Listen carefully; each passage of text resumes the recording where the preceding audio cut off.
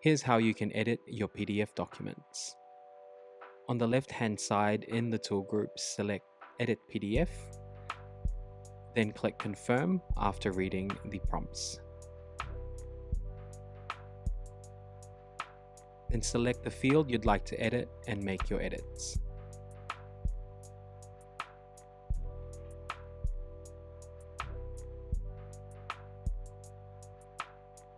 You can change the font,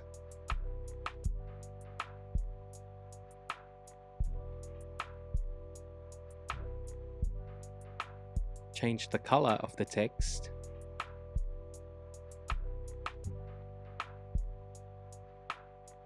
and change the font size or the formatting.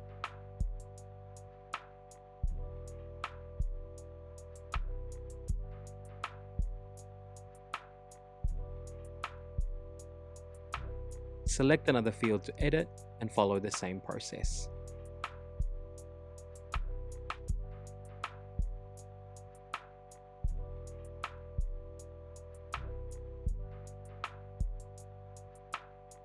Once you've completed your edits, click anywhere on the page or the document and then click Done.